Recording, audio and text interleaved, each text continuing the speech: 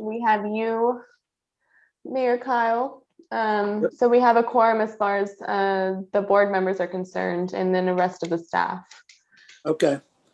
Very good. We'll move on to item 4 is approval of minutes of the January 7th meeting. Oh, just real quick, Mayor, we had item 2 is comment. I'm sorry. So the way that we did it for this meeting is being live streamed. So public comments were asked to be either sent in before the meeting, and we did not receive any public comment. Are there any comments from the board of directors? Personal comments otherwise? Hearing none, we will move on to item 4, which is the approval of the minutes of the January 7th meeting. I'll take a motion.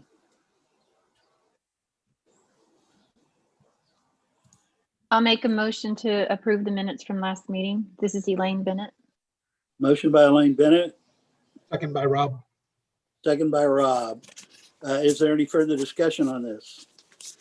Hearing none, are there any objections to this motion? Hearing no objections, the motion passes. Moving on to item 5, which is a presentation of the SEDC financial reports as of November 30th. I'll handle this, Mayor. Susan's over working at the vaccination event, but the financial report, this is as of November 30th, 2020.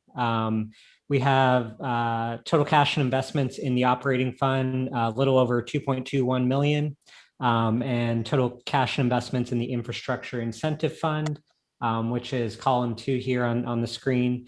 That is at a little over $42,000. Working capital right now for the operating fund as of November 30th, a little over $2.3 million. I'll go to the next slide, which is the income statement. On Susan's memo, I did want to kind of point out, and I'll have to get with her on this, that she noted that this sale of real estate, and you can see my mouse kind of pointing at that. This was from the real estate transaction that we closed back in November with Rock Spring Capital on our 48 acres. That number should actually be a little bit larger, should be closer to about 824,000. So I just need to get with her to verify where that money is, which account that's in, and get that all sorted out with her on that. And then you'll notice as well just going back real quick, that the loan to First Commercial Bank was paid off and now reflects a balance of 0 as a result of that transaction. It's great. It's great to pay down some debt. And next slide is our incentive infrastructure fund. This is balance of $42,270 and includes our commitment to Cone Bioproducts when they hit their obligations per their performance agreement. Next couple pages are the check report.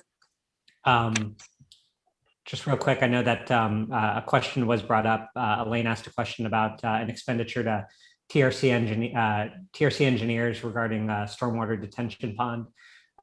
In conjunction with that real estate deal, we were working with TRC and the city on some stormwater detention pond design and engineering associated with really the big drainage channel that you see existing along Stremple Road. So that was really in conjunction with the real estate deal.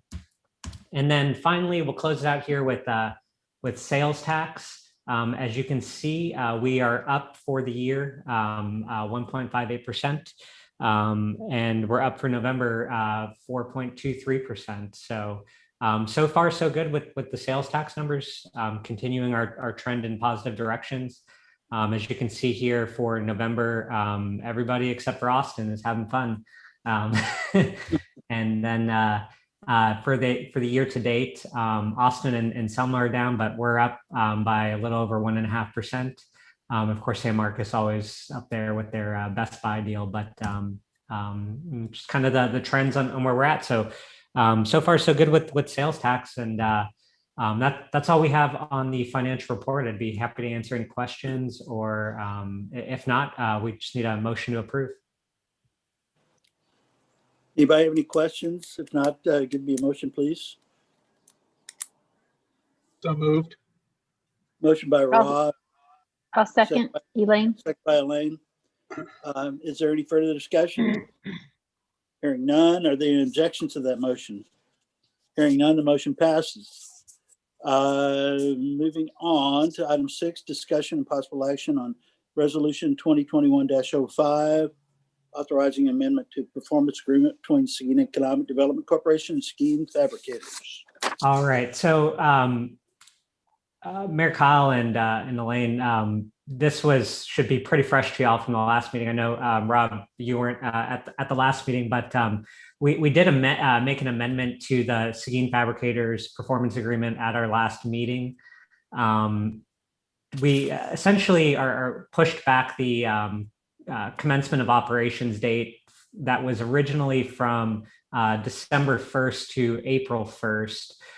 Immediately after our meeting, I had some additional conversations with Randy over at Seguin Fabricators, and just due to some construction delays associated with the new cranes that they're installing, he's requested one more change to 30 days out to April 30th. Just because of the language in the performance agreement and the amendment that we made, we do need to amend it again. So it's essentially a second amendment to the performance agreement, moving that date now from April 1st to April 30th. And double checked for them. I think we should be good to go on that. And again, the incentive to the company is a payment of $15,000 for their commitment to retain the 30 jobs and the payroll. And also make the investments, improvements at the new facility that they're working on right now. So sorry for the redundancy on this, but we did need to bring it back to make that second amendment to the agreement. So I'd be happy to answer any questions, but if there's none, we just need a motion to approve the resolution. I have to abstain. Okay. Does that take us out of the quorum thing? Unfortunately, Yes, I I think so. believe it will. Okay.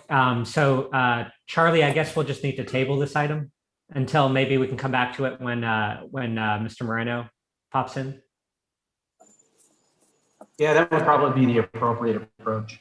Okay. Yeah. Okay. So we'll postpone that until he comes in. Okay, perfect. All right. All right. So let's see here. We're on to item 7 then. Items of discussion on possible amendment to a performance agreement made and entered into and between the Seguin Economic Development Corporation, VME LLC, and United Alloys Texas LLC. All right. So everybody, just some background on United Alloy. This was one of the bigger projects that we kind of announced in that span of 9 months, where we had CSP, United Alloy, and the Coffee Tech announcement. United Alloy is a Wisconsin-based company, a big supplier to Caterpillar. They're essentially a very large metal fabrication outfit that makes a lot of the trainers, the housing components, the frames and skids for large generator sets. They just wrapped up construction on their 121,000 square foot facility in Seguin. They were per their performance agreement, they had to be up and operating before the end of 2020, by December 31st, 2020. And we were able to validate that. And then they had all the documentation from the city on that. But background on the original project that was really kind of presented and formalized through these agreements. They built their facility on 27 acres on 8th Street and Guadalupe Street. Capital investment represents about $35 million. They were going to build a 200,000 square foot facility, employ at least 100 people, and again, started production end of 2020. The capital investment was phased in really over a 3-year period. Year 1, they were looking to deliver at least $9 million.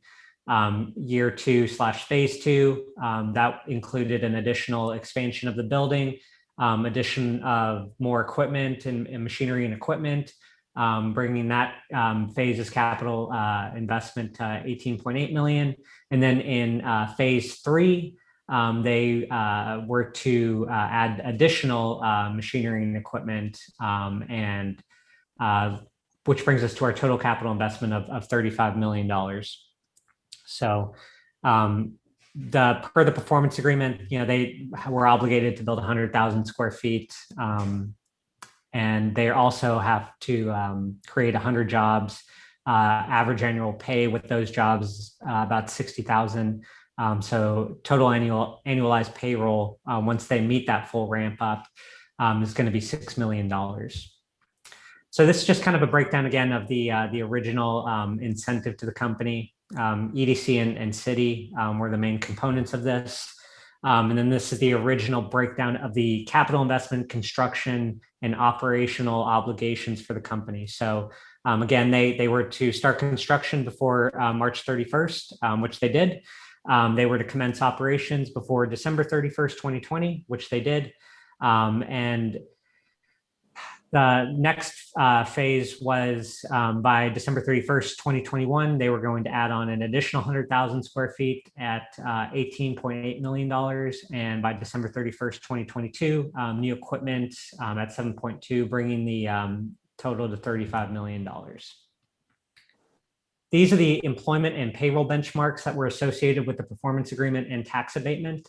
Where I'm going with this is that, we talked about this at a prior meeting, but COVID has impacted United Alloy, and they're requesting some amendments to the agreement. But essentially, the company has guaranteed to create 100 jobs at $6 million in total annualized payroll once they ramp up to that.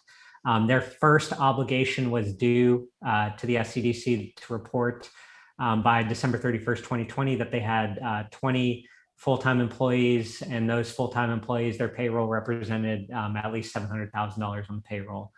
They have verified that they were able to meet those benchmarks before the deadline, and they've submitted their compliance report to us. So due to COVID and the impact that it's really had on United Alloy, there's a lot of uncertainty on the future of how fast their business can recover. And essentially what we're proposing, or what they've asked us to propose, and staff is wanting to put this forward for consideration, is to amend the specifically the capital investment, the construction operational obligations of this, and really essentially remove the phasing that we had in the future years, and have it at 120,000 square foot facility, representing a capital investment of at least 17 million. As you see, they built more of a facility than they originally anticipated, and they've invested more money in equipment. Really have brought that year 3 investment in equipment all the way up to year 1. So they've been able to make those investments in equipment a lot sooner than they originally anticipated. So their capital investment so far is right around 17 million for the facility. So what's being proposed is to essentially remove the phase 2 and phase 3 and clean up the section where we outline capital investment and these construction obligations here due to the impacts that the company has seen with COVID.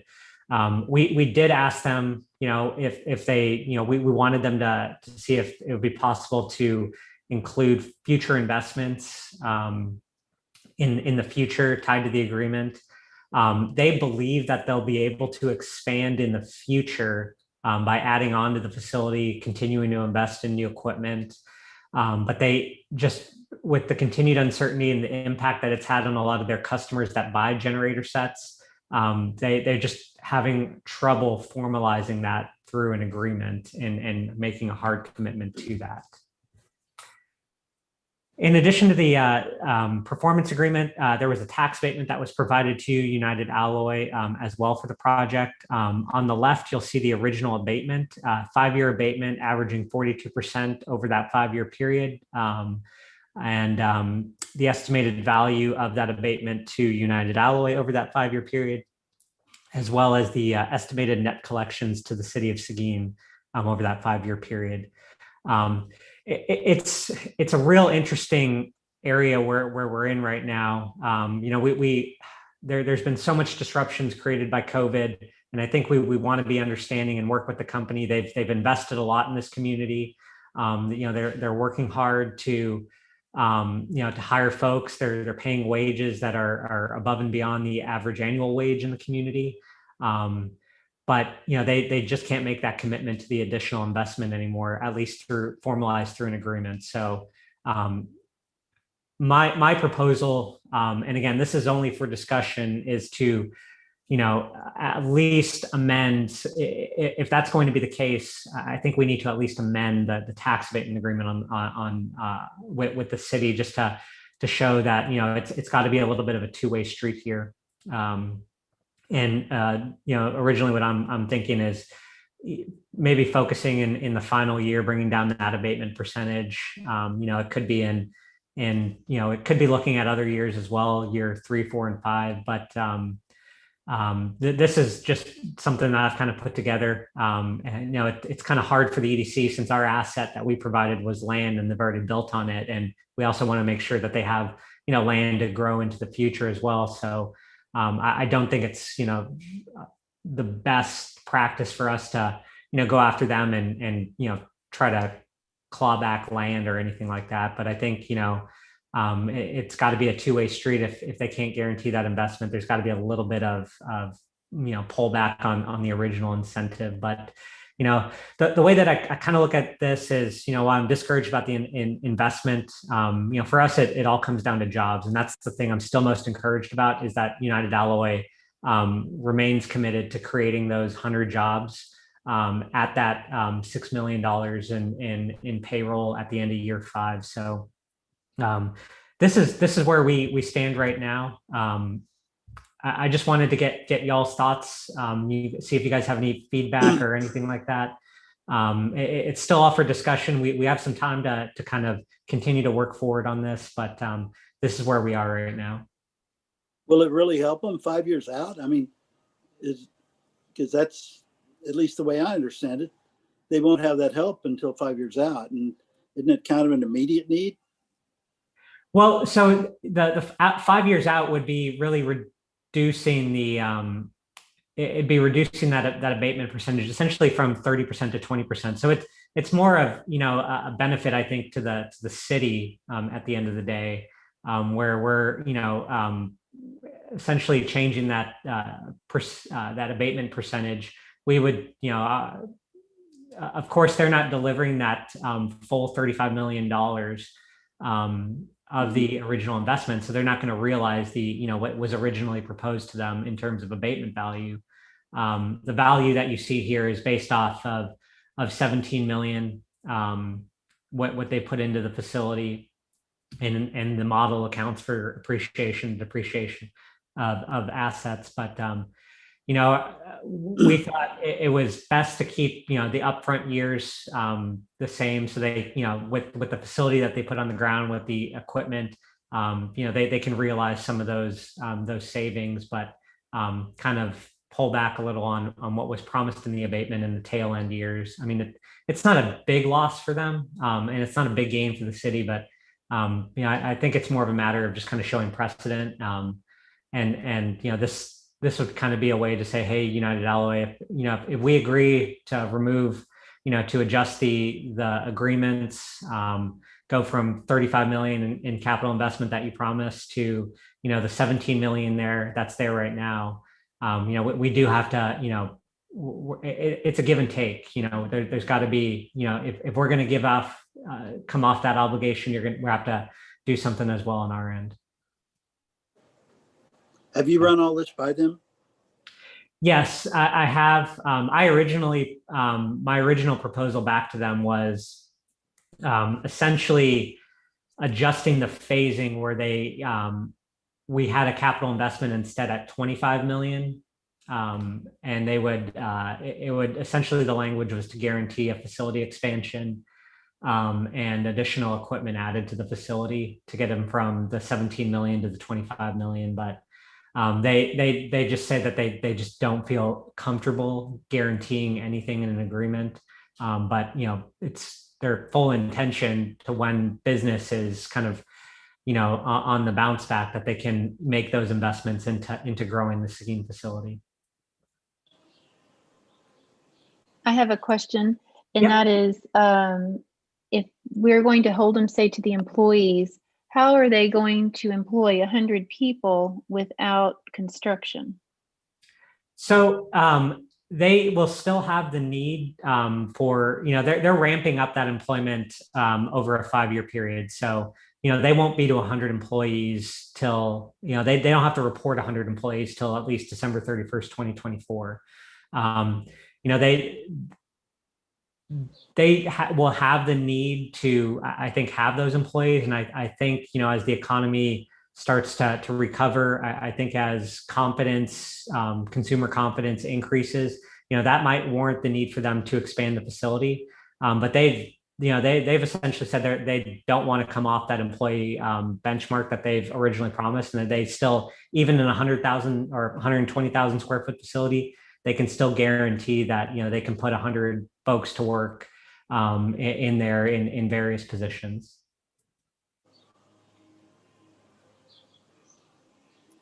Okay.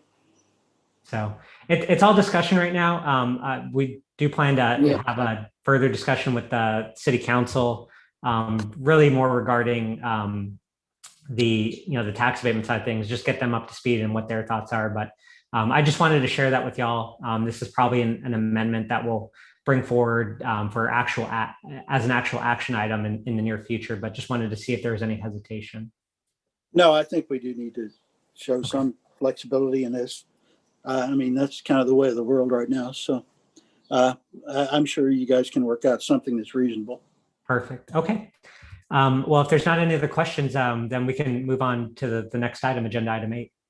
Yeah. Agenda item 8 is a presentation on the Seguin Economic Development Corporation monthly staff report. Yep. So I'm not going to go into a whole lot of detail on this. I just wanted to provide some real quick updates. One, Tyson was awarded their Texas Enterprise Zone Program designation by the governor's office, which means they're going to be committing to investing at least $5 million in their facility. Per that designation, they'll be eligible for state sales tax rebates on certain purchases. It doesn't impact the city at all, but it's, we did nominate them for the project, and it is good to see that they're going to be making investment in that facility. So I don't know, I might want to mention to people, just not exactly related to economic development, but what they've done is they've done away with their rendering plant here, and they've moved it out of town, so there will be no more stinky Tyson. I thought that might be nice for everybody to know. that's great news. They won't be cooking that nasty mess over there and blowing it all over TLU. So I thought I'd mention that and let everybody know that. I think they closed it down in January. Awesome. And then on our regional economic development strategies, discussions with San Antonio and their EDF on that plan that we talked about at our last meeting, they did slow down, but I do have a meeting next week. We're going to regroup. And then so hopefully, in March, we'll have more of an actual action item to take forward on that regional cooperation agreement. So we're still working on that. And then in regards to the active projects update, some disappointing news. Within the staff report, I mentioned the Seguin Crossroads Shopping Center. It was on the market. It was under contract. We were in discussions with a group out of Houston that was proposing to redevelop it, essentially give it new life. They were trying to work with the property owner to come down on the sale price, and the property owner really wasn't willing to negotiate. So they've since terminated the contract. Really just couldn't make the numbers work. So now it's back on the market, and it's also part of a portfolio sale. So the owner of that property owns a bunch of other shopping centers in the state, and they're trying to dispose of them all at once. So I've shared it with more prospects that we know kind of work in that redevelopment world for shopping centers. I know one said that they're working hard to they would be interested in the portfolio deal, and they're trying to make something work. So we're still pushing. And again, property ownership, it's a great thing, and it can be a bad thing in economic development as well. Well, that's the family out of California, right? That owns that? Exactly, the family trust. Yes, Burns Family Trust. So yeah, okay. But I just wanted to highlight those few items real quick. If there's anything else in the staff report that you wanted to bring up or have any questions on, feel free to reach out to staff. Okay. Anybody have any questions? If not, we'll move on. Well, but the executive session, will we need Carlos for that or no? I think you, as vice president, you can still preside over that. Okay. We have a quorum, so we can. I think we can move forward. Okay. So What do we do? Do we do something special technically here? yeah, I think just make the announcement. We're going to go into executive session at 12:26, and Brittany will send us into breakout rooms. Okay. And we need to, this is Charlie Zach. Go ahead and read the agenda executive session items so that. Right. Okay. I will. Item 9 is executive session. The Seguin Economic Development Corporation Board of Directors meet in executive session pursuant to the Texas Government Code Chapter 551 to discuss the following: Section 551.072 deliberation regarding real property and sale of SEDC owned property at Interstate 10 in Grind Place, and Section 551.087 deliberation regarding economic development negotiations. 1, to discuss or deliberate regarding commercial or financial information that the government body has received from a business prospect that the governmental body seeks to have locate, stay, or expand in or near a territory of the governmental body and with which the governmental body is conducting economic development negotiations. And 2, to deliberate the offer of a financial or other incentive to a business proposed, which are Coffee Tech Industries and Project Denali. All right. So you should have an invitation to join a breakout room, and that's where we'll hold executive session. Okay, here I go.